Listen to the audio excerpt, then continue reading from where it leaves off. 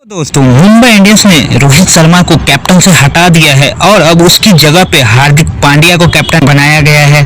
13 साल का साथ जो रोहित शर्मा ने 13 साल अपने जीवन के इस टीम को दिया है और एक ब्रांड बनाया है। आज के टाइम में मुंबई इंडियंस टीम को कौन नहीं जानता, उसमें रोहित शर्मा का सबसे बड़ा हाथ है, क्योंकि अपने जीवन का 13 साल दिया है उन्होंने और मुंबई इंडियंस ने उनके साथ ऐसा किया कि एक झटके में उनको पराया कर दिया।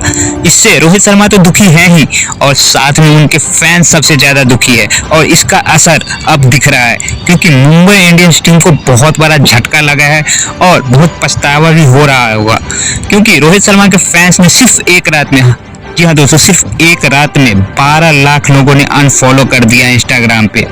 तो इससे पता लगता है कि फैंस लोग कितने दुखी हैं। और अभी जिस तरह से अनफॉलो किया जा रहा है, मुझे हैरानी नहीं होगी कि ये जो इनके फॉलोवर्स हैं मुंबई इंडियंस के, वो आधी ना आ जाए अभी 1-2 दिन के बाद।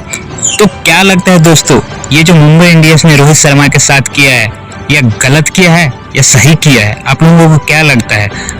अपनी राय हमें कमेंट में जरूर बताएं और मिलते हैं अगले वीडियो में। तब तक के लिए जय हिंद।